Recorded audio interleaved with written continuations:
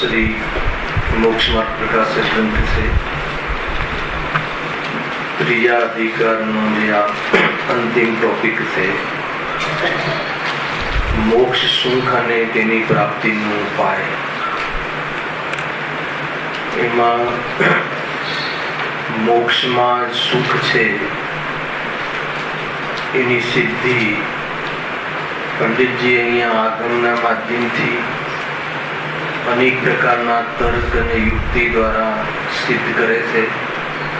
એનું વર્ણન અહીંયા આ ટોપિકમાં કરવામાં આવ્યું છે. જ્યાં સુખમાં સિદ્ધિ, મોક્ષમાં સુખ છે એવી સિદ્ધિ કરશે તો એની સાથે સાથે એની પ્રાપ્તિનો ઉપાય પણ ગર્ભિત છે, એટલે કે એનો ઉપાય પણ આવી જશે. એટલા માટે બહુ ઉપયોગી ઉપકરણ છે. ગઈકાલે આપણે એનું જે સામાન્ય ફર્સ્ટ પેરેગ્રાફમાં ટોપિકમાં શું આવવાનું છે એની ચર્ચા થઈ ચૂકી. ટૂંકમાં એ વાત કહે છે કે મોક્ષમાં સુખ છે, એટલે મોક્ષ કોઈ ક્ષેત્રની અપેક્ષા અહીંયા વાત નથી. મોક્ષ એટલે કોઈ અન્ય સ્થાન છે કોઈ, અને ત્યાં આપણને સુખ મળશે એમ અહીંયા વાત નથી. મોક્ષ એટલે કે આત્માની સિદ્ધ પર્યાય, આત્મા એ અવસ્થાને પ્રાપ્ત થાય એ અવસ્થા સુખની અવસ્થા છે, જેને અહીંયા સિદ્ધની અવસ્થા તરીકે વર્ણન કર્યું છે. એ અવસ્થાને પ્રાપ્ત થવામાં જ આત્માનું ભલું છે, એમાં જ આત્માનું હિત છે. એ જ વાસ્તવમાં મોક્ષ રૂપી સુખ છે. એને અહીંયા સિદ્ધ કરવું છે. એ સિદ્ધ કરવામાં સૌથી પહેલા કહ્યું કે અંતિમ તો એનો એ પેરેગ્રાફ પછી જે પેરેગ્રાફ છે ને, સિદ્ધ અવસ્થામાં દુઃખના અભાવની સિદ્ધિ, એના ઉપરમાં ત્યાં દુઃખનો વા દુઃખના કારણનો સર્વથા અભાવ હોવાથી સિદ્ધની અવસ્થાની ચર્ચા કરી હતી ગઈકાલે. ત્યાં એટલે એ અવસ્થામાં દુઃખનું સંપૂર્ણ અભાવ છે, દુઃખ છે જ નહીં, સુખની અવસ્થા છે. કેમ સુખની અવસ્થા છે? કે ત્યાં દુઃખના કારણનો અભાવ છે. એક એક જે ઉપરનો આખો પેરેગ્રાફ કહ્યો હતો ને, એમાં બે લીટીમાં આવી જશે. દુઃખના કારણનો અભાવ છે. શું હતું દુઃખનું કારણ? ઈચ્છા. પ્રકરણના અનુસાર તો ઈચ્છા દુઃખનું કારણ હતું, એટલે એને દૂર કરવાનો ઉપાય કરવો જોઈએ. અને એ જે ઈચ્છા છે એનું કારણ કોણ હતું? મિથ્યાત્વ, અજ્ઞાન અને અસંયમ. એનો અભાવ કરવો જોઈએ અને સમ્યક દર્શન, જ્ઞાન, ચારિત્રની પ્રાપ્તિ કરવી જોઈએ કે જે સુખનું કારણ છે, સુખનો ઉપાય છે. એ વાત પહેલા પેરેગ્રાફમાં 3 પંક્તિમાં નથી. સિદ્ધની અવસ્થા સુખરૂપ કેમ છે? દુઃખનો અભાવ ત્યાં કેમ છે? કેમ કે દુઃખના કારણનો અભાવ છે. દુઃખનું કારણ શું હતું? મોહ, રાગ, દ્વેષ, જેનાથી ઈચ્છા પેદા થતી હતી. તો મોહ, રાગ, દ્વેષનો ત્યાં અભાવ છે. પછી બીજા કયા કારણો કયા હતા કે મોહ રાગ દ્વેષનો તો અભાવ છે જ, અને એનું જે કારણ હતું મોહ રાગ દ્વેષનું કારણ, દુઃખનું કારણ મોહ રાગ દ્વેષ, અને મોહ રાગ દ્વેષનું કારણ કોણ હતું? મોહનીય કર્મ. એવું છે ને, જે અંતરંગ નિમિત્ત કારણ એનો પણ સિદ્ધ વિગવંતોને અભાવ થઈ ગયો. બીજું કયા કયા કર્મોનો અભાવ થયો છે? અને એ જે મોહના કાલમાં જે દુઃખમાં સહાય કરતા હતા, સપોર્ટ કરતા હતા, એવી પરિસ્થિતિ બનાવતા હતા, એવા જ્ઞાનાવરણ આદિ પણ, જ્ઞાનાવરણાદિ, દર્શનાવરણાદિ અને અંતરાય, એ ત્રણ કર્મનો પણ જેમને અભાવ થયો છે. તો આ અભાવ થઈને શું થયું? એ અજેન્દ્રસાને પ્રાપ્ત થયા હતા. અને પછી જે બાહ્ય કારણો હતા, કોણ? દુઃખના બાહ્ય કારણો એટલે કયા? ઓપ્શનલ, કે જેનું લક્ષ્ય કરીને સંસાર અવસ્થામાં દુઃખને પ્રાપ્ત થતો હતો જીવ, એવા બાહ્ય કારણો, અઘાતી કર્મના ઉદયમાં થવા વાળા દેહ આદિ જે મળવા વાળા બાહ્ય પદાર્થો અને અઘાતી કર્મનો પણ અભાવ કરી અને આ સિદ્ધ અવસ્થાને પ્રાપ્ત થયા. હવે બતાવો કેટલી વાત કહી કે આ સિદ્ધ અવસ્થામાં દુઃખનો અભાવ કેમ છે? કેમ કે દુઃખના જે બધા જ કારણો હતા, દુઃખનું જે આખું લિસ્ટ હતું, દુઃખ પેદા કરવામાં જે કારણો હતા, એ બધા કારણોનો અભાવ થયો છે. અને પરિપૂર્ણ અનંત ચતુષ્ટય અર્થાત તો 8 કર્મના ભાવમાં 8 ગુણો પરિપૂર્ણ રીતે પ્રગટ થઈ ગયા, આનંદ ગુણોમાં અનંત આવી ગઈ છે. એટલા માટે સુખી. આ સિદ્ધ અવસ્થાનું વર્ણન. દુઃખના લિસ્ટમાં કયા કયા જણાવ્યા દર્શન? કેટલા કારણ કયા દુઃખના લિસ્ટમાં? અહીંયા છે ધ્યાન. બતાવો કેટલા કારણો બતાવ્યા, પૂરું લિસ્ટ બતાવ્યું. ગઈકાલથી બતાવું છું. અહીંયા ધ્યાન આપો ભાઈ. માંડ 1 કલાક નીકળે અને અહીંયા આવીને પણ ઉપયોગ બીજી જગ્યાએ જાય તો એના વિચારો ચાલુ થઈ જાય. વિચાર ઉપયોગની પર્યાય છે, અને ઉપયોગ જ્યાં જોડાય એ સંબંધી વિચારો ચાલુ થઈ જાય. એટલે અહીંયા એબસન્ટ માઇન્ડ થઈ જાય છે. ફિઝિકલ તો છે. ગઈકાલે તો ભાઈ બહુ ઉપાય બતાવ્યો હતો રાત્રિનો દેવદર્શનનો, કોઈ કર્યા કે નહીં એ રીતે યાદ તો આવી જશે એકાદ વાર. નિરખો અંગન જીનવર્સે લઈને બતા એક અંગને નિહાળીને કેટલા કયા હતા કારણ દુઃખના? પરમાર્થી કારણ કોણ કહ્યું? મોહ રાગ દ્વેષ. મોહ રાગ દ્વેષ દુઃખરૂપ જ છે, દુઃખના પરમાર્થ કારણ છે. વાસ્તવમાં તો મોહ રાગ દ્વેષના કારણે દુઃખ થતું હતું, તો એ તો નષ્ટ થઈ ગયા. અને બીજું એના જે નિમિત્ત કારણ હતા, એ મોહની એનો પણ અભાવ થયો, અંતરંગ નિમિત્ત. અને અંતરંગ નિમિત્તને જે સહાયક કર્મ હતા, એને બાકીના 7 કર્મ, એ દ્રવ્ય કર્મ પણ નષ્ટ થઈ ગયા. અને અઘાતી કર્મના ઉદયમાં જે બાહ્ય કારણો હતા, કોના? દુઃખના. આ શરીર દુઃખનું કયું કારણ છે? અંતરંગ કારણ, બાહ્ય કારણ કે ઉપાદાન કારણ? બાહ્ય કારણનો અર્થ કે એ વાસ્તવમાં દુઃખનું કારણ નહોતું, પરંતુ એનું લક્ષ્ય કરીને સંસાર દશામાં મોહની હાજરીમાં કસાયના ઉદયમાં આનું લક્ષ્ય કરીને જીવ દુઃખી થતો હતો. પરંતુ સિદ્ધ અવસ્થામાં કોઈ પણ સહાયક હતા કે સંયોગમાં હતા કે જે પણ હતા, એ સંપૂર્ણ જે દુઃખના કારણો હતા એ નષ્ટ કરીને આત્મા અશરીરી, આત્મા જ્ઞાન શરીરી, આત્મા આનંદ ગુણાત્મક, શરીર રહિત એ પ્રગટ થઈ જાય છે. એવા સિદ્ધ ભગવંતોને નમસ્કાર. એક પ્રકારથી આ સિદ્ધ ભગવાનનું વર્ણન છે. અને અષ્ટકર્મ દહન નો સાથીઓ છે. આ સમજી ઘણા લોકો એમ કહે ને કે કોઈ મરણ્ય સિંહમાં અષ્ટકર્મ દહન નો સાથીઓ ભણાવે છે, પણ કોઈને ખબર છે અષ્ટકર્મ દહન નો સાથીઓ એટલે કોની પૂજા છે? સિદ્ધ ભગવાન. ખ્યાલ છે કે સિદ્ધ ભગવાનને 8 કર્મનો નાશ થયો છે, અર્થાત તો સંપૂર્ણ કર્મનો નાશ થયો છે અને પૂર્ણ રીતે પ્રગટ અવસ્થા થઈ છે. આ અવસ્થા સુખરૂપ છે. જો હવે ત્યાંથી આપણે ડાયરેક્ટ વાત ઉઠાવીએ છીએ. બહુ સુંદર ચર્ચા છે. Page number 73. ત્યાં દુઃખનો વા દુઃખના કારણનો સર્વથા અભાવ હોવાથી સિદ્ધ અવસ્થામાં શું થયું? ભૂલશે ને? નહીં, શિવ ચક્ર પૂજન અલગ છે. શિવ ચક્ર પૂજન તો બહુ મોટું છે, વિધાન તો બહુ મોટું છે. તો અષ્ટકર્મ દહન સાથે લોકો ભણાવે છે. નહીં, કર્મનું પૂજન નથી. જેવા કર્મો બાળે આત્માના ધ્યાનમાં રહીને સિદ્ધ વિસ્તાર પ્રગટ કરી હતી. શું કરે? પુણ્યની રુચિ હોય. એક વાર એવું બનેલું, હવે પ્રસંગ છે તો કહી દઉં. એક વાર ત્યાં આમંત્રણ હતું પ્રવચનનું, મેળ પ્રસંગમાં જનરલ કોઈ હશે કોઈ સમાજ, તો ત્યાં અષ્ટકર્મ દહનનું સાથીઓ હતું અને મારું પ્રવચન મેં છઠ્ઠી ગાથા લીધી હતી કચ્છ પ્રમત્ત વાળી. તો એ જે વિદ્વાન ભાઈ જે હતા એ વિધાન કરાવતા હતા, હું બાજુમાં બેઠો હતો એમની જનરલી.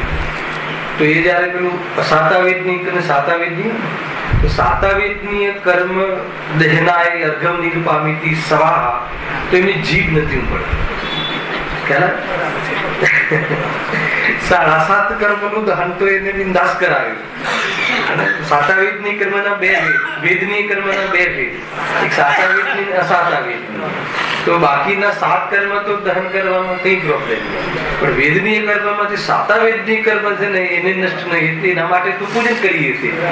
તો કહે છે કે આ પુણ્યની રુચિ. મેં કહ્યું ભાઈ એમ નથી. પ્રવચનમાં કહ્યું કે જયારે 8 કર્મના અભાવ પૂર્વક એને સિદ્ધ અવસ્થાને પ્રાપ્ત જે થાય છે એ જ પરિપૂર્ણ પરિશુદ્ધ પર્યાય છે, આત્માની પવિત્ર અને એકમાત્ર સુખની અવસ્થા છે. તો પછી સાતાવેદની કર્મ આટલો રસ કેમ? પુણ્યનો ઉદય છે ને એમાં. તો એટલા માટે આ વાત કરી. જો અહીંયા તો ત્યાં દુઃખનું આ દુઃખના કારણનો સર્વથા અભાવ હોવાથી સદાકાળ અનુપમ અખંડિત સર્વોત્કૃષ્ટ આનંદ સહિત અનંતકાળ વિરાજમાન રહે છે. એને આત્મા સિદ્ધ અવસ્થામાં અવ્યાપાત સુખ સાદી અનંત કાળ ધારણ કરીને ત્યાં રહે છે. ફરીથી અહીં આવવાની કોઈ વાત નથી.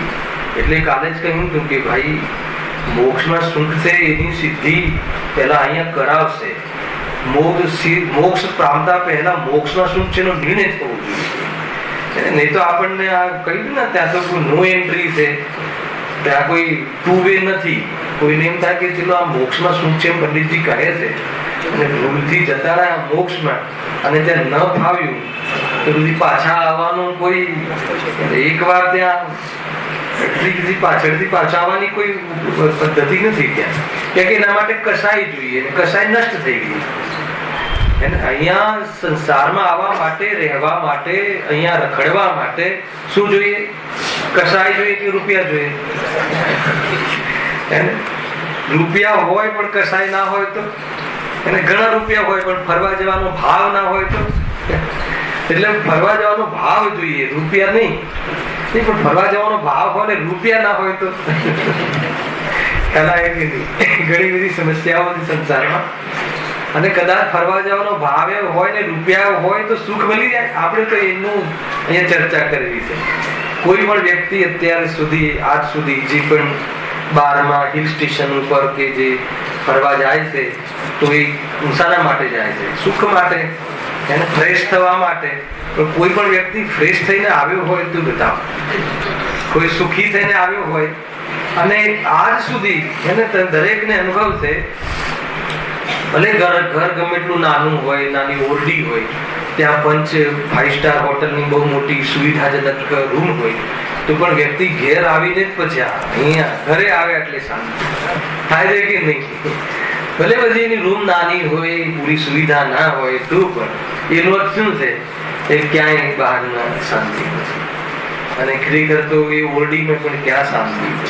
શાંતિ તો પોતાની સિદ્ધ અવસ્થામાં છે, એને પ્રાપ્ત કરવું જોઈએ. આગળ જુઓ. હવે ઓર વાત ખોલે છે. બહુ જોરદાર નિરૂપણ પદ્ધતિ છે. સિદ્ધ અવસ્થામાં સુખ છે એ નક્કી કરાવે છે, અને એ જે યુક્તિથી નક્કી કરાવશે એમાં ઉપાય જે છે ને સુખનો, સિદ્ધ અવસ્થાને પ્રાપ્ત થવાનો આવી જશે સાથે. એટલા માટે આ વાત જોઈ લખ્યું. હવે અનંતકાળ જે બિરાજમાન રહે છે આનંદમાં, આ સિદ્ધ અવસ્થામાં, તે કેવી રીતે તે કહીએ છીએ. એટલે સિદ્ધ ભગવાન સુખી છે તે કેવી રીતે?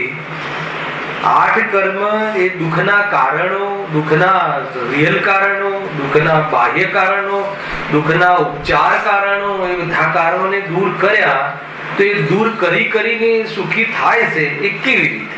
તો એક કર્મની ઉપરથી અહીંયા ચર્ચા બહુ એકદમ આગવી શૈલીથી અહીંયા પંડિતજી એની ચર્ચા કરી છે. જો વાંચીએ છીએ સૌથી પહેલા જ્ઞાનાવરણી દર્શનાવરણી કર્મ. 8 કર્મમાં નામ પણ પહેલા આપણે જ્ઞાનાવરણી દર્શનાવરણીનું લઈએ છીએ.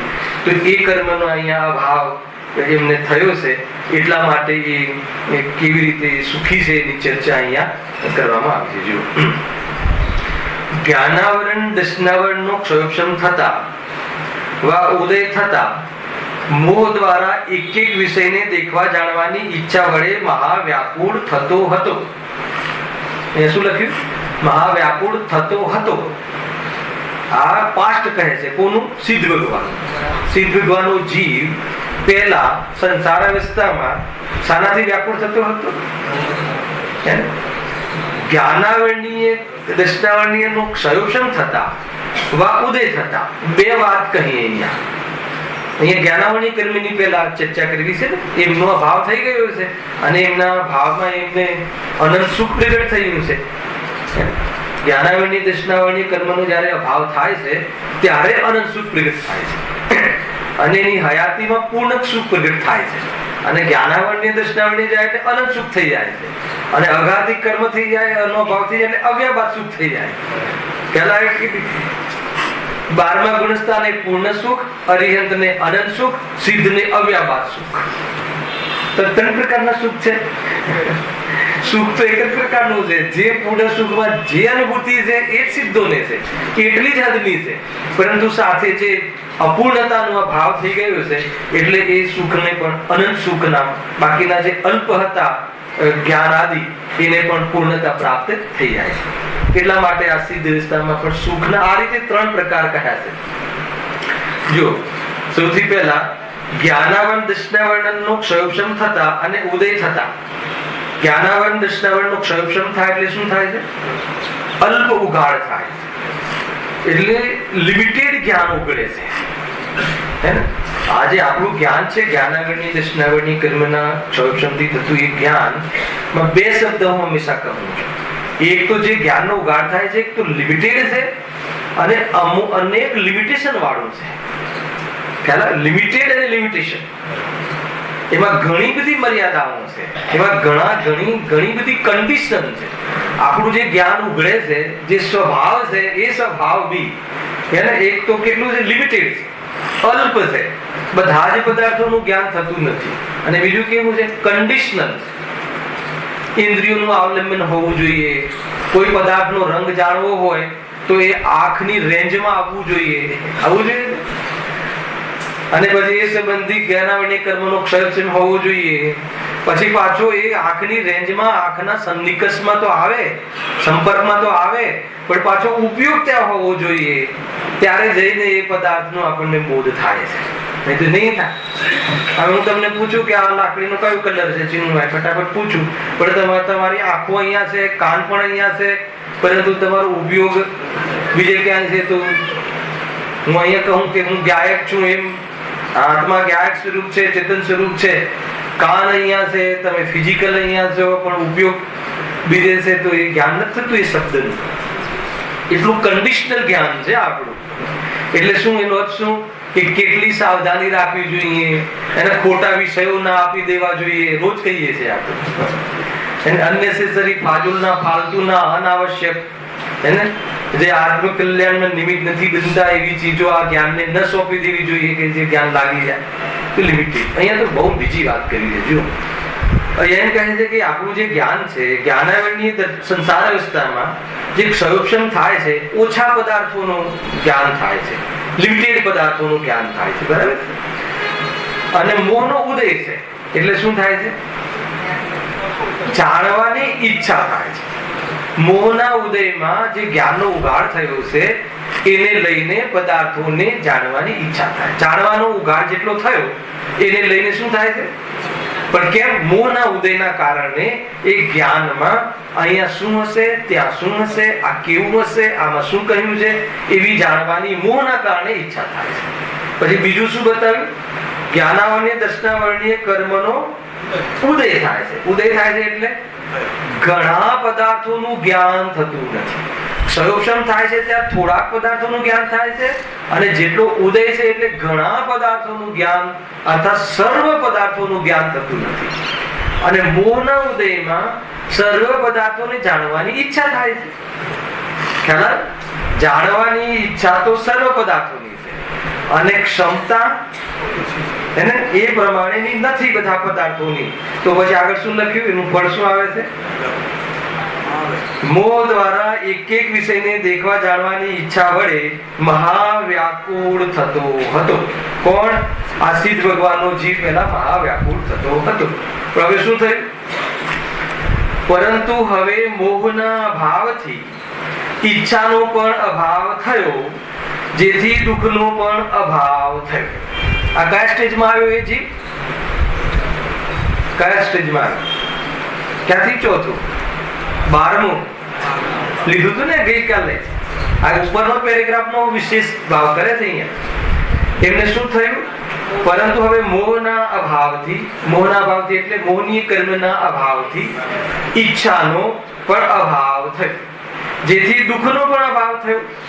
હજુ જ્ઞાન પૂર્ણ નથી થયું. 12મા ગુણસ્થાને સંપૂર્ણ ઈચ્છાનો અભાવ થઈ ગયો. એટલે હવે ભલે જ્ઞાન અલ્પ છે, 12મા ગુણસ્થાને જ્ઞાન કેવું છે? અલ્પ છે. ત્યાં પણ જ્ઞાનાવર્ણ્ય કર્મનો ઉદય છે, અને જ્ઞાનાવર્ણ્ય કર્મનો ક્ષયોક્ષમ છે. એટલે ત્યાં પણ ઓછા પદાર્થોનું જ્ઞાન થતું હોવા છતાં, અને ઉદયના કારણે સર્વ પદાર્થોનું જ્ઞાન ન થતું હોવા છતાં, મોહનો અભાવ હોવાના કારણે ત્યાં દુઃખી થતો નથી. એને એ જીવ દુઃખી થતો નથી. સમજાય છે? એટલી બધી વાત છે ભાઈ. જો ત્યાં જે 12મા ગુણસ્થાનમાં જે જ્ઞાન છે ને, એ પણ વિચાર જ્ઞાન છે, એ પણ શુદ્ધ જ્ઞાન જ છે. એટલે એ વ્યક્તિ પરિવર્તન રૂપ જ્ઞાન છે. એક ગે થી બીજા ગે તરફ જ્ઞાન જાય છે, પરંતુ તે આકુરતા થતી નથી. આ ખ્યાલ છે કે નહીં ભાઈ? જ્ઞપ્તિ અને જ્ઞપ્તિ પરિવર્તન પ્રવચનશાળાના વિષયો છે આ બધા. જ્ઞપ્તિ જીવ માત્ર ને જ્ઞપ્તિ ક્રિયા છે. એ કોના માટે વાત થઈ? આ સિદ્ધ ભગવાનની ક્રિયા પણ કેવી છે? જ્ઞપ્તિ ક્રિયા, જાણવાની ક્રિયા. પરંતુ જાણવાની ક્રિયામાં પણ જાણવાની જે પદ્ધતિ છે એમાં એમનામાં અને આપણામાં અંતર છે. આ ખ્યાલ આવ્યો? એટલા માટે મેં કાલે પણ કહ્યું હતું, પહેલા પણ કહ્યું હતું, રાતના ક્લાસમાં પણ કહ્યું હતું કે હવે જે આપણે આગળ વિષય ચાલશે એમાં જ્ઞાન ગુણ અને દર્શન ગુણ વિશે જેટલા ખુલાસા કરેલા છે બહુ જરૂરી છે. જાણવાની ક્રિયા ઓરિયન્ટની પણ છે, જાણવાની ક્રિયા સિદ્ધ વિદ્વાનોની પણ છે, જાણવાની ક્રિયા જ્ઞાનીઓની પણ છે. તો કે જાણવાની ક્રિયા બધાને હોવા છતાં 12મા ગુણસ્થાન સુધી ભલે જ્ઞાની હોય, પૂર્ણ સુખી હોય, પણ જાણવાની ક્રિયા 12મા ગુણસ્થાન સુધી સમાન છે. આ એ કેવું છે? પરાધીન જ્ઞાન છે ત્યાં સુધી, અલ્પ જ્ઞાન છે. એ વ્યક્તિ પરિવર્તન. વ્યક્તિ પરિવર્તન એટલે શું? આપણું જ્ઞાન એક ગેને જાણે ત્યારે બીજા ગેને ન જાણે. જ્યારે એ સંબંધી પહેલા ગે સંબંધી જાણવાનું જ્ઞાન નષ્ટ થાય, ઉપયોગ ત્યાંથી હટે, ત્યારે બીજા પદાર્થનું જ્ઞાન થાય. ભલે પછી એ મુનિરાજને પૂર્ણ સુખ પ્રગટ થઈ ગયું છે, પણ જાણવાની પદ્ધતિ કેવી છે? વ્યક્તિ પરિવર્તન રૂપ છે. પણ ત્યાં આકુરતા કેમ નથી? મોહ નથી. એટલે શું સિદ્ધ થઈ? વાત શું નક્કી થયું? કે મોહનો ઉદય હોય, કસાયનો ઉદય હોય તો ઉપયોગ ચંચળ રહે છે. સમજો? એક એક તમને સિદ્ધાંત કથન કહું છું. આ શું કહ્યું ઋષભ? જ્યાં સુધી કસાયનો ઉદય હોય ત્યાં સુધી ભલે જ્ઞાની હોય તો પણ ધ્યાનની દશા હોય. 10મા ગુણસ્થાન સુધી લાગુ પડશે. ત્યાં સુધી કસાયનો ઉદય ક્યાં સુધી હોય છે?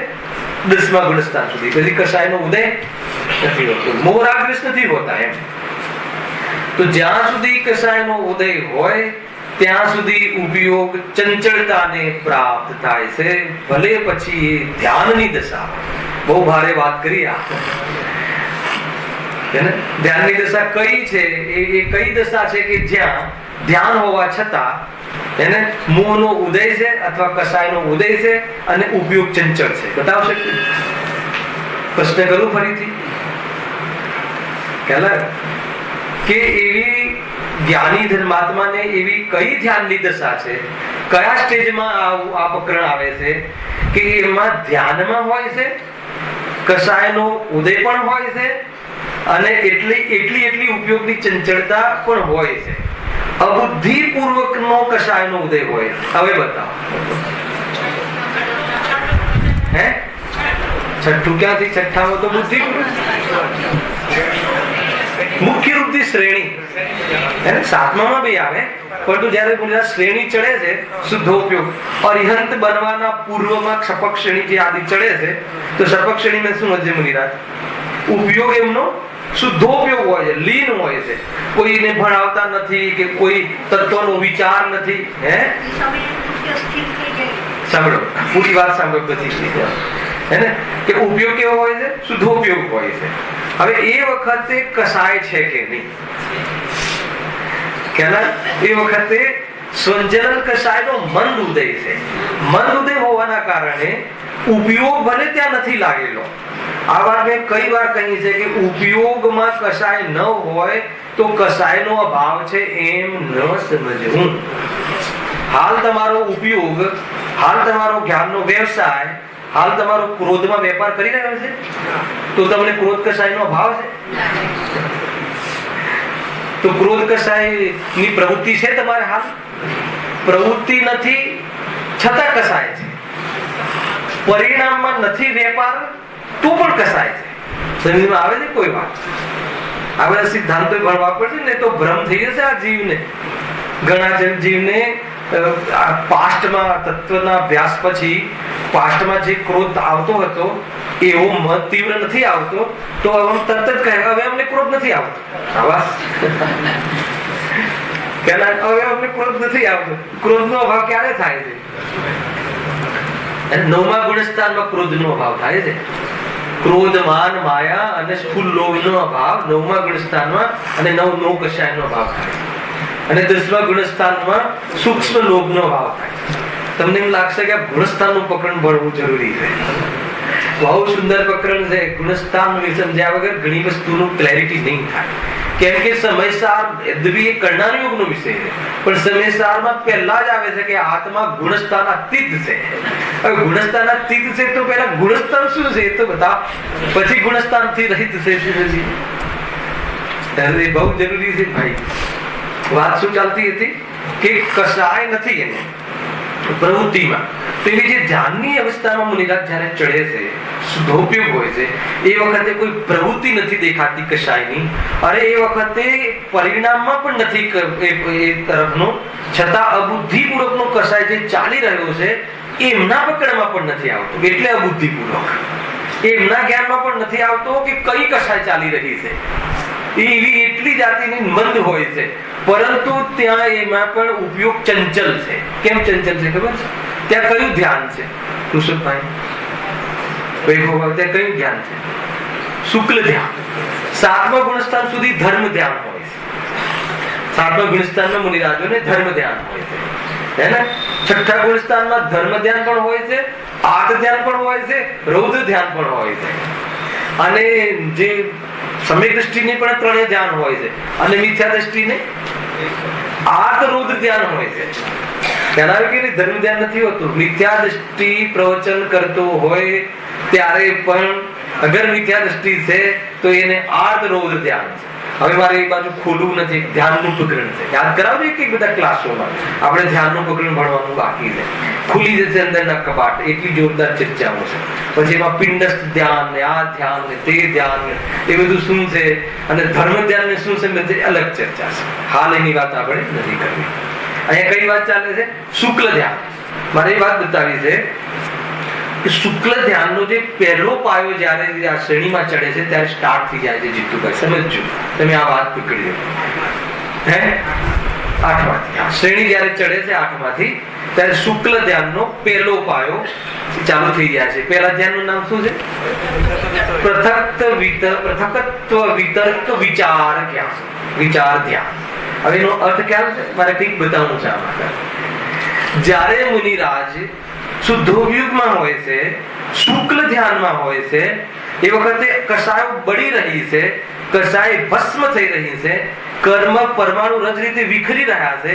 આવી સુંદર અવસ્થા વખતે પણ એમને આંશિક ત્યાં કષાયનો ઉદય છે અને અબુદ્ધિપૂર્વકનો રાગ છે અને એમાં જ્ઞાન પણ શું કાર્ય કરી રહ્યું છે કે એમાં અર્થ સંક્રાંતિ, વ્યંજન સંક્રાંતિ છે કે નહીં, યોગ સંક્રાંતિ, એ સંબંધી જ્ઞપ્તિ પરિવર્તન ચાલે છે. એ વખતે પણ બીજા પદાર્થ સંબંધી પૃથક્ત્વ એને દેહથી, આત્માથી જુદા દેહ આદિ પર પદાર્થો સંબંધી જ્ઞાન ચાલે છે, સંક્રમણ ચાલે છે, જ્ઞાન ચાલે છે. એટલે પરનું જ્ઞાન એ વખતે પણ ચાલુ છે, પરંતુ એ સંબંધી ચાલતું હોવા છતાં પણ ઉપયોગ નથી ત્યાં. એ બહુ મોટી વાત છે. અત્યારે તમને વેપાર સંબંધી જ્ઞાન છે કે નહીં? વ્યક્ત છે કે અવ્યક્ત છે? વ્યક્ત છે, પણ ઉપયોગ હાલ તમને કોઈ નવી વાનગીઓ બનાવવા સંબંધી, મહેસૂલ બનાવવા સંબંધી એ તમારું નોલેજ છે, એ નોલેજ અત્યારે છે કે નહીં? છે. એટલે વ્યક્ત છે કે અવ્યક્ત છે? વ્યક્ત છે, પણ ઉપયોગમાં હાલ નથી, ધ્યાનમાં હાલ નથી. અત્યારે એ બાજુ ધ્યાન નથી હોવા છતાં ધ્યાન નથી. અચ્છા, એટલી કષાય પણ છે, ખાલી એકલું જ્ઞાન નથી. એ કષાયમાં એ ઉપયોગ જે છે ને, કષાયનો ઉદય હોવાથી ત્યાં એટલી ચંચળતા રહે છે. અને એટલી ચંચળતા જ્યાં સુધી રહે છે ત્યાં સુધી કયું પદ પ્રાપ્ત થતું? અરિહંત પદ પ્રાપ્ત થતું નથી. શ્રેણીમાં જેવી એ ચંચળતા મટી 10મા ગુણસ્થાનમાં અને સીધી પૂર્ણ સ્થિરતા પ્રાપ્ત થઈ એટલે 12મું ગુણસ્થાન એમને આવી જાય છે. પૂર્ણ મોહનો અભાવ થઈ જાય છે. ત્યાં શું થયું?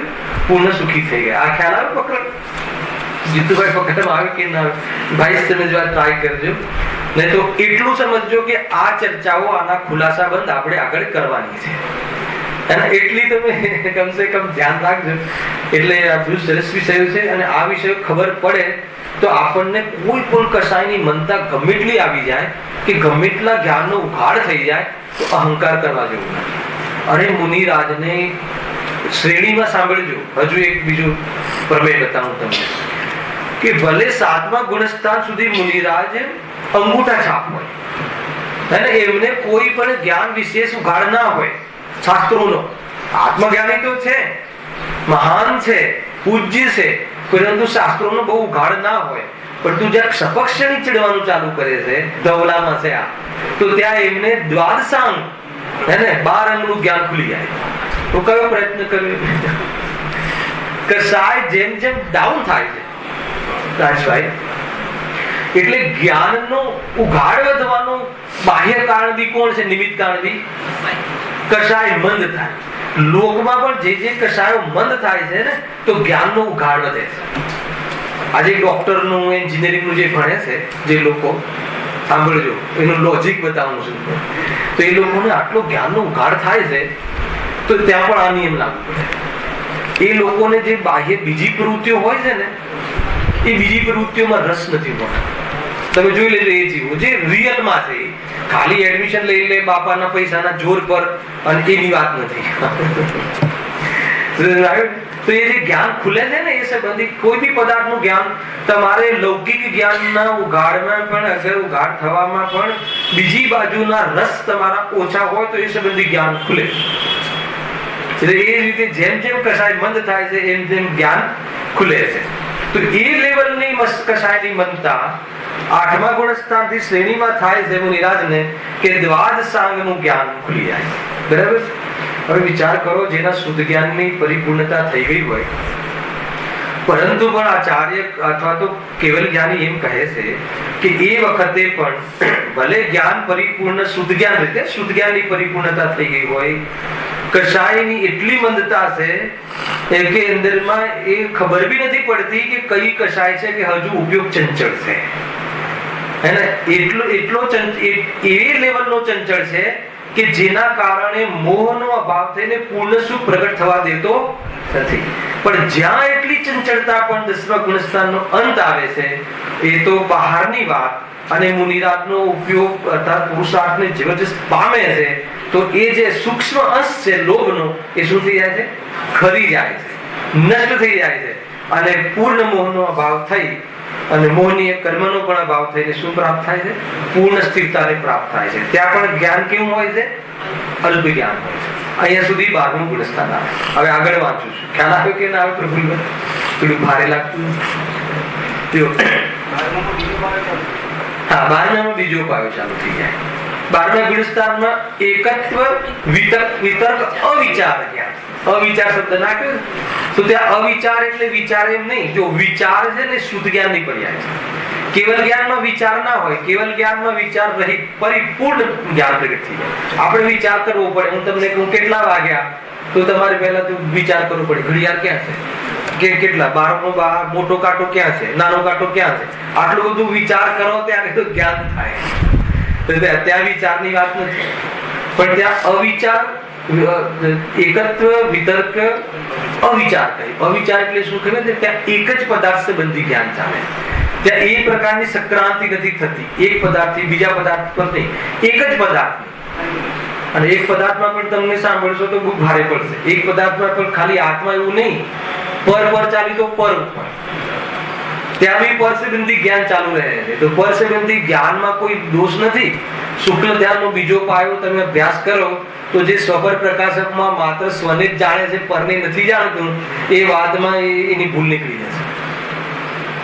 હે ને? પૂર્ણ સુખ, મોહનો અભાવ અને એ સંબંધી માન લો કે એક આ પદાર્થ સંબંધી જ્ઞાન ચાલ્યું, એ વખતે બી જ્ઞાન અહીંયા લાગ્યું તો આની સંક્રાંતિ કાં તો દ્રવ્ય અર્થ સંક્રાંતિ, કાં તો એના આકાર સંક્રાંતિ, કાં તો યોગ સંક્રાંતિ. એ માને એમાં જ્ઞાન શું થશે? વ્યક્તિ પરિવર્તન કરશે. જાણવાનું બંધ નથી થતું ત્યાં. અને જેવું 12મું ગુણસ્થાન પૂરું થાય છે ત્યાં તો સર્વને જાણવાનું જ્ઞાન પ્રગટ થાય. કેવલ જ્ઞાન પ્રગટ થઈ જાય. પરને નથી જાણતું, પરને જાણી જાય છે. શું છે આ બધું? કઈ નથી, કોઈ દર્દ નથી. અરે આત્માની વાનગી છે. ખ્યાલ આવ્યો કે નહીં? આજે પાંચો જ્ઞાનને શું કહ્યું? આજે હતી ને ગાથા, એ આત્માના એજન્ટ છે. આત્માને પ્રસિદ્ધ કરે છે પાંચો જ્ઞાન. મતિ જ્ઞાન, શુદ્ધ જ્ઞાન, અવધિ, મનપર્યાય, કેવલ જ્ઞાન. એ બધા જ્ઞાન આત્માને જ્ઞાયકને પ્રસિદ્ધ કરતા પ્રજનન કરે છે. એ તો બહારમાં કોઈ કર્મની ઓરથી એના નામ પડ્યા છે, એટલે એ જ્ઞાન છે. ઘણી બધી ચર્ચાઓ છે ભાઈ. અહીંયા તો સિદ્ધ અવસ્થાની ચર્ચા ચાલે છે. પરંતુ મોહના અભાવથી ઈચ્છાનો પણ અભાવ થયો, જેથી દુઃખનો પણ અભાવ થયો. અહીંયા સુધી વાત ખ્યાલ આવે? દુઃખનો અભાવ થયો. હવે જે જ્ઞાનાવરણી દર્શનાવરણી કર્મનો રોલ હવે બતાવે છે. વળી જ્ઞાનાવરણ દર્શનાવરણનો ક્ષય થવાથી સર્વ ઇન્દ્રિયોના સર્વ વિષયનું યુગપર ગ્રહણ થતા દુઃખના કારણો પણ દૂર થયા. શું કહ્યું આ? કોઈને ખ્યાલ આવ્યો? ફરીથી કહું છું એટલા માટે હું ક્લેરિફિકેશન પહેલા કરી દઉં છું. કારણોની ચર્ચા મેં 3 વાર કરી અહીંયા આજે આવીને. ગઈકાલે 3 થી 4 વાર કરી હતી. એને એટલે મને જવાબ મળવો જોઈએ.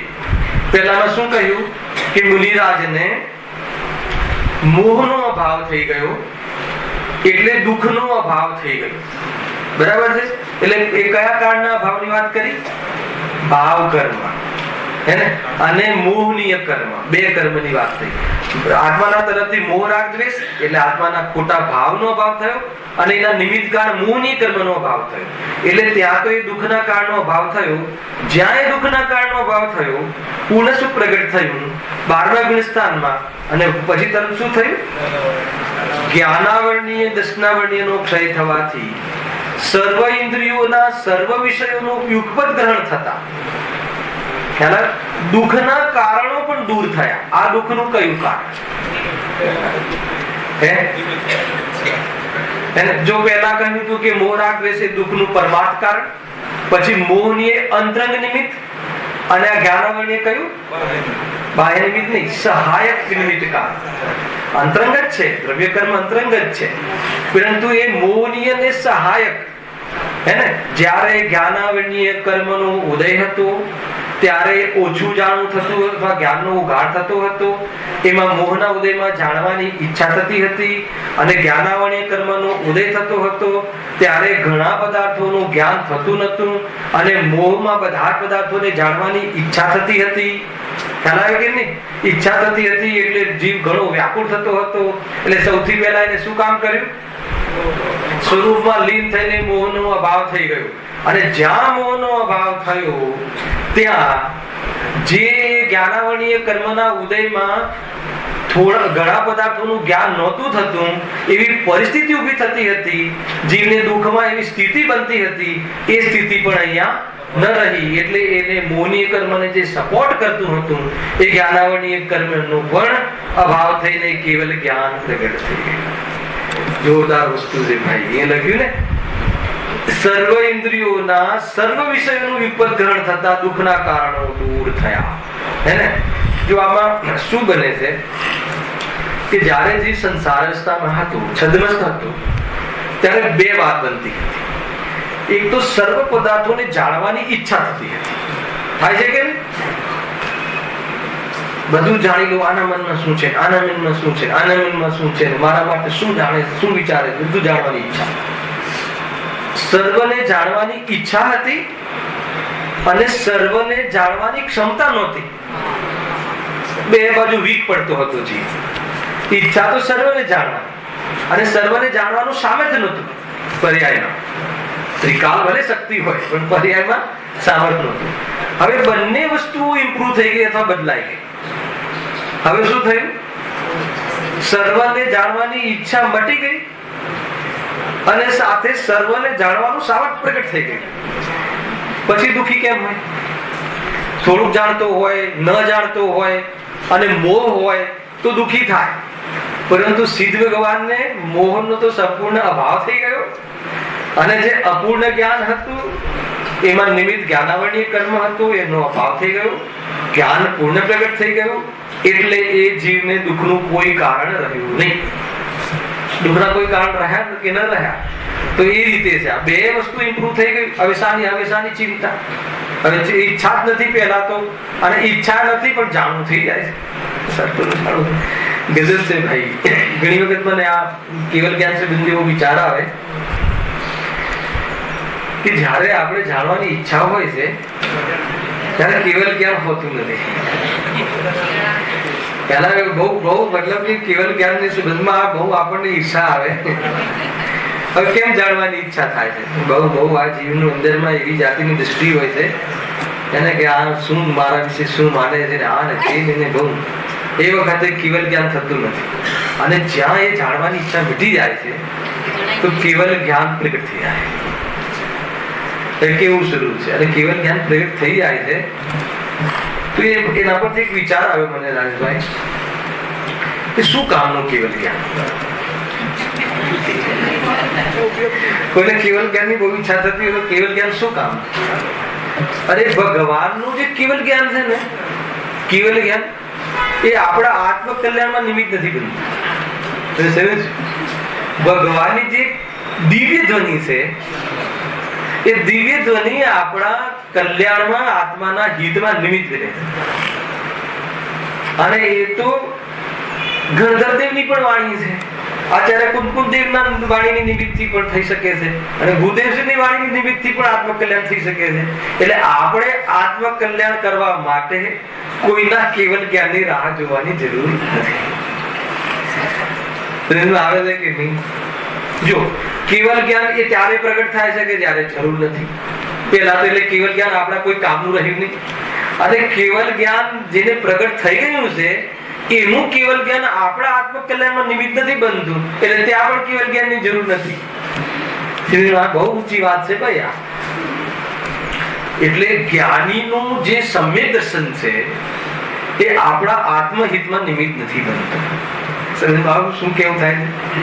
પૂજ્ય ગુરુદેવ શ્રીનું જે સમ્યક દર્શન હતું એ આપણા સમ્યક દર્શનના નિમિત્ત નથી બનતું. પણ એમની જે વાણી છે, એમને જે વાણીનું નિરૂપણ કર્યું, એમને જે સમયસાર આપણને બતાવ્યો, એમાં આપણું સ્વરૂપ બતાવ્યું, એ નિમિત્ત આવે છે કે એ તો જો વાણી એટલે તો ગુરુદેવને પૂછો કે આ વાણી તમારી છે તો કેની સર્વજ્ઞની છે. એટલે કોઈ બી અહીંયા વક્તા બેઠો હોય એનું સમ્યક દર્શન કે મિથ્યા દર્શન એ તમારા કે મારા હિતમાં નિમિત્ત બનતું નથી, પણ એ વાણી નિમિત્ત બને છે ને એ વાણી એ વક્તાની નથી, અને એ વાણી તો જીનવાણી છે. જીનવાણી કહેતો હોય તો કોઈ પ્રોબ્લેમ નથી. જીનવાણીની બહાર કોઈ વાત કરતો હોય, ભાઈ આ વાત બહુ મોટી છે જયેશભાઈ, સામાન્ય વાત નથી. હે વાણી જીનવાણી તો જ્ઞાનીની છે, કહે કોઈ પણ, ભલે ટેપ બોલે, ટેપ તો જળ છે, વાણી પણ જળ છે, પણ એ એનું નિરૂપણ કરનાર કોણ છે? સર્વજ્ઞ પરમાત્મા. બહુ સમજવા જેવી વાત છે. અને જીનવાણીથી થોડું બી હટીને વાત ન કરવી જોઈએ. અને હમણાં બધી ખેર મને વિકલ્પ આવે છે પણ કહેવાનો ભાવ પણ નથી આવતો એટલો, પણ જે હમણાં બધું ચાલે છે ને કે આ બદલાઈ ગઈ ને આ નિમિત્તનો થોડો રોલ છે. સોનગઢમાં ચોપડી પણ જોઈ, આખું જીવન 45 વર્ષ નિમિત્તની ધુલાઈ કરી ગુરુદેવશ્રી. નિમિત્ત અકિંચિત કરે છે.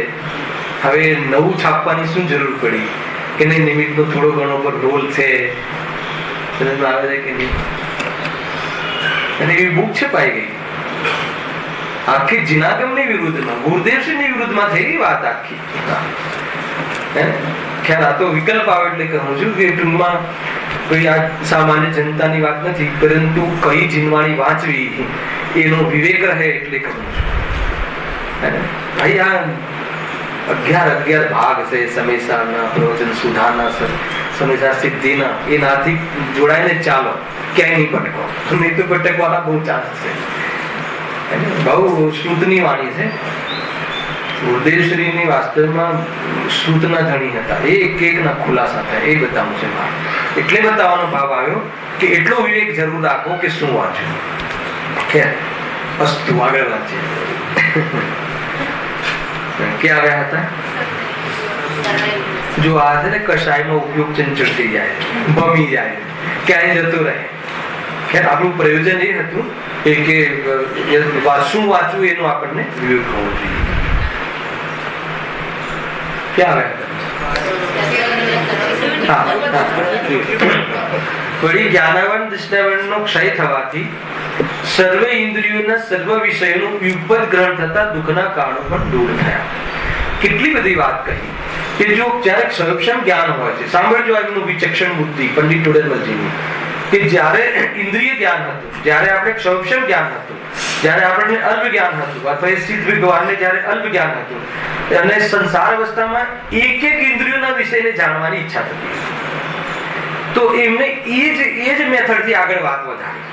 શું વધારે? જુઓ, જ્ઞાનાવરણી દર્શનાવરણી એનો જ્યારે ક્ષય થાય છે ત્યારે સર્વ ઇન્દ્રિયોના સર્વ વિષયોનું, પાંચે ઇન્દ્રિયો અને છઠ્ઠું મન, એના સર્વ વિષયોનું અગર તારે જાણકારી જાણવું હોય તો કેવલ જ્ઞાનમાં જાણવું થાય છે.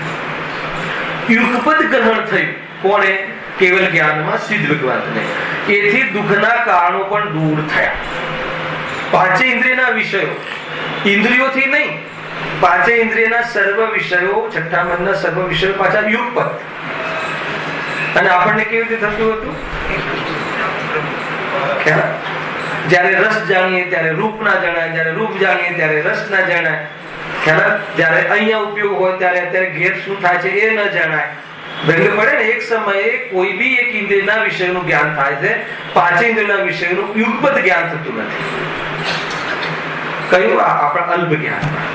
પણ જ્યાં મોહનો અભાવ થયો ત્યાં જ્ઞાનાવરણીય દૃષ્ટાવરણીય કર્મ અને વીર્યંતરાય કર્મનો અભાવ થતા એ કેવળ જ્ઞાન પ્રગટ થઈ જાય છે. ત્યાં બધા જ પદાર્થોનું યુગપદ, યુગપદમાં પાછું એની ભૂતકાળની ને ભવિષ્યકાળની, અતીત અને અનાગત, અતીત એટલે ભૂતકાળ, અનાગત એટલે ભવિષ્યકાળની તમામ પર્યાયોને એક સાથે જાણવા વાળું જ્ઞાન પ્રગટ થઈ ગયું. અને બધા જ ગયો સકલ ગે ગયા, બધા જ ગે જણાય ગયા. એટલે હવે એમને જે દુઃખનું એ કારણ પણ ન રહે. કયું કારણ? કે જે નતા જાણતા, ઓછું જાણતા હતા, એક સાથે જાણવું થતું નહોતું, આ જાણીએ તો પેલું રહી જતું હતું, ઓલું જાણીએ તો આ રહી જતું હતું, અને જાણવાની ઈચ્છા તો ઘણી હતી. તો એ વખતે આ જે પ્રતિબંધ હતો જ્ઞાનનો, એને લિમિટેશન હતી જ્ઞાનમાં, જે લિમિટેડ હતું એ જે જ્ઞાન, એ જ્ઞાન પરિપૂર્ણ પ્રગટ થઈ ગયું. અને હવે કોઈ લિમિટેડ નહીં, અનલિમિટેડ, અને કોઈ મર્યાદા નહીં, કોઈ લિમિટેશન નહીં, અમર્યાદિત. અને હવે જાણવું હોય તો જાણે એમ નહીં, ના જાણવું હોય તો બી જણાય, બધું જ જણાય. શું થયું ને શું થતું હશે ને શું બધું એટલી બધી વાત છે. જો હવે હજુ એમને સંતોષ નથી થતો પંડિતજીને, હજુ આને વાત કેવી રીતે ખોલે છે. જુઓ, જેમ નેત્ર વડે પહેલા આખી પ્રવૃત્તિ બતાવે છે ને, પહેલા શું હતું અને સિદ્ધ બન્યા પછી શું થયું. પહેલા જે સંસાર અવસ્થામાં, છદ્મસ્ત અવસ્થામાં, જેમ નેત્ર વડે પહેલા એક વિષયને દેખવા ઈચ્છતો હતો, બરાબર છે, પહેલા એક વિષયને દેખવા ઈચ્છતો હતો, અથવા નેત્ર વડે બધા વિષયોને દેખવા ઈચ્છતો હતો, પણ હવે ત્રણ લોકના ત્રિકાળવર્તી સર્વ વર્ણોને યુગપત દેખે છે. જેમ નેત્ર વડે પહેલા એક વિષયને દેખવા ઈચ્છતો હતો, પહેલા એક જ વિષયને ઈચ્છવા દેખતો હતો, પાછો એક જ વિષય દેખાતો હતો, અથવા અહીંયા એક એક શબ્દ લખ, એક એક વિષયને દેખવા ઈચ્છતો હતો, એક એક વિષયને દેખવા, એક એક શબ્દ નાખજો અહીંયા, એક એક વિષયને દેખવા ઈચ્છતો હતો, અને દેખાતું હતું કેટલું. આ દેખવાની બીમારી પણ જોરદાર છે, આપણે ગેરવૃત્તતામાં લીધી હતી. જીવને એટલું બધું દેખવું છે કે ત્યાં શું હશે, ત્યાં શું હશે, પર્વતની ટોચ પર જાય તો ત્યાં શું હશે, દરિયાના પેટાળમાં તો ત્યાં શું હશે, ત્યાં શું હશે, મંગળ ગ્રહ પર તો ત્યાં શું હશે, શું હશે. અત્યારે ચાલે છે ને બધી મંગળ ગ્રહ પર, ત્યાં ઘાસ છે કે નહીં, ત્યાં જીવન છે કે નહીં, ત્યાં ભાવ શું ચાલે છે જગ્યાના. મંગળ ક્ષેત્ર, મંગળ પર મતલબ કે જે જનજીવન છે કે નહીં. અહીંયા બધા પ્લોટ બધા ફૂલ થઈ ગયા મુંબઈમાંથી, અહીંયાથી, તો હવે ત્યાં મતલબ છે કે નહીં, એકાદ પ્લેટ ત્યાં પણ બુક કરાવી દીધી. બહુ જિજ્ઞાસા રહે છે. એ જો આ ચાલે જ છે લોકમાં, તો મંગળ પર જી આવ્યા ને અહીંયા જી આવ્યા ને, કે મનુષ્ય ભવે જઈ જ નથી શકતું છે, ક્યાંક જી આવ્યો હશે વચ્ચે ક્યાંક, અને એક વાર પોલ ખુલ્યું પણ હતું, પણ કેટલી દેખવાની કેટલી ઈચ્છા, અને પાછું ત્યાં શું હશે, ત્યાં શું હશે. અને આપણને તો એમ થાય કે ભાઈ મંગળ પર જઈ આવ્યો છે, અત્યારે ગ્રહ પર જઈ આવ્યો છે, તો ત્યાં શું હશે, કેવી જમીન હશે, કેવું વાતાવરણ હશે, કેવું શું હશે. તો એટલી બધી જાણવાની જિજ્ઞાસા થાય, પછી દુઃખ થાય. ત્યાં વનસ્પતિ છે કે નહીં, ત્યાં જીવન છે કે નહીં. જગદીશચંદ્ર બોઝે આખું જીવન લખાઈ દીધું. ક્યાં લખાઈ દીધું કે ઝાડના પેડ ને પૌધામાં શું છે, જીવન છે, ચેતના છે, પરંતુ પોતાનામાં ચેતના છે એનો એક વાર વિચાર કોરું રહી ગયું જીવન.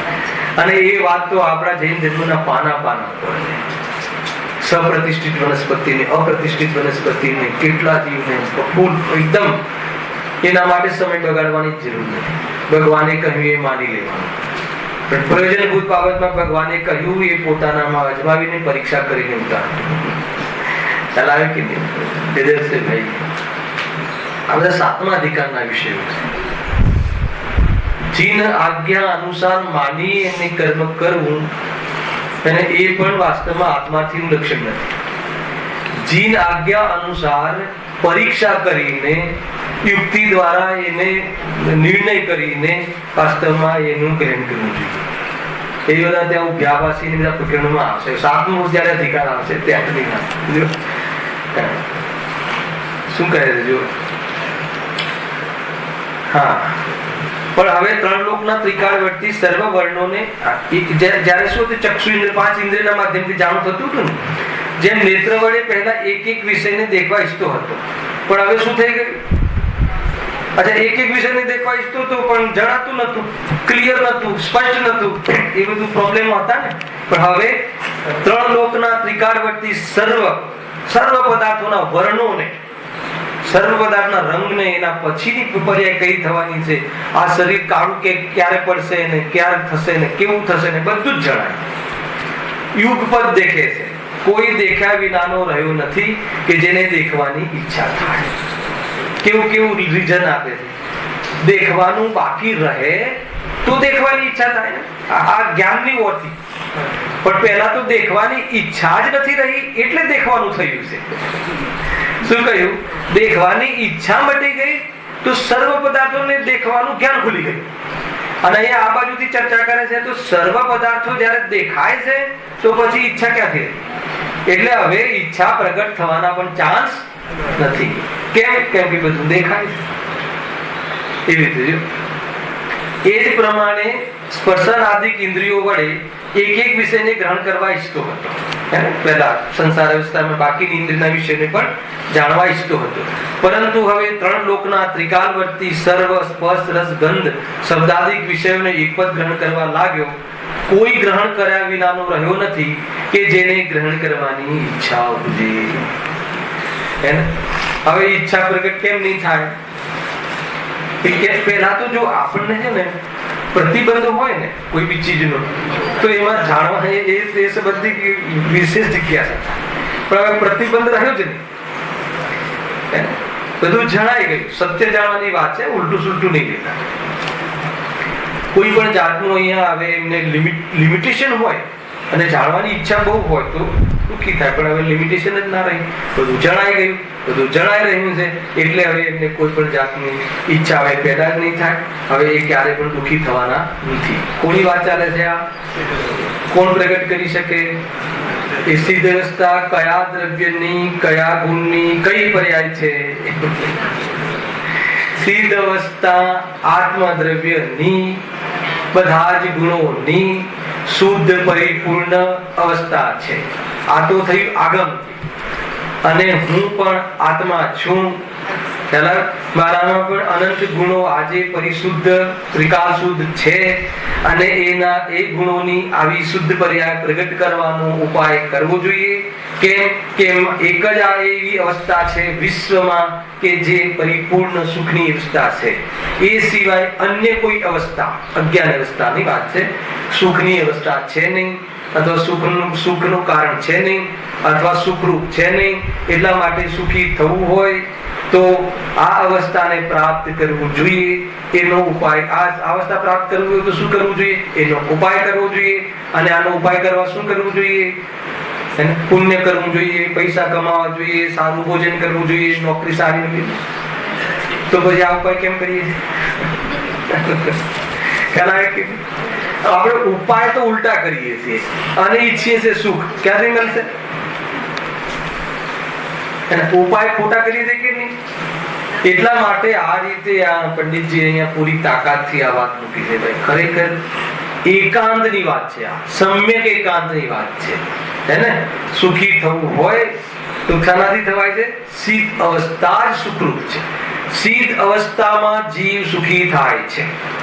અને આ સિદ્ધ અવસ્થા એટલે શું? સુખરૂપ અવસ્થા કે જેમાં દુઃખનો અભાવ છે, દુઃખના કારણોનો અભાવ છે. ખ્યાલ આવે ને? દુઃખના સહકારી કારણોનો અભાવ છે. એ બધા કારણનો અભાવ કરીએ તો સુખી થવાય. એટલે ઈચ્છાની પૂર્તિમાં સુખ નથી, ઈચ્છાના અભાવમાં સુખ છે. આપણે બધા જ જીવો અજ્ઞાનથી ઈચ્છાની પૂર્તિમાં સુખનો ભ્રમ છે અને ઈચ્છાની પૂર્તિ કરવા માટેના ઉપાયો કરીએ છીએ.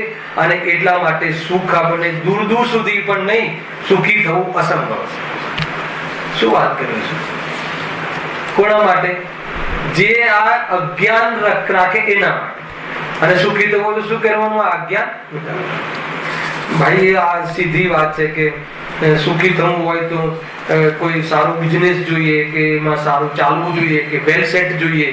એટલે કે ભાઈ તને ખ્યાલ નથી, તું સંસારમાં વેલ સેટ છે, ચાર ગતિમાં બહુ સારી રીતે સેટ થઈ ગયો છે દુઃખમાં.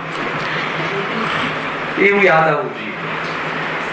જો ધંધો સારો ચાલતો હોય અને આપણને એવું ક્યારેક વિચાર આવે કે આપણે વેલ સેટ છીએ, તો અહીંયા કરેલી ચર્ચા યાદ કરવી કે આ વેલ સેટ છીએ એમ કરીને પોતાને થપ્પડ મારવી.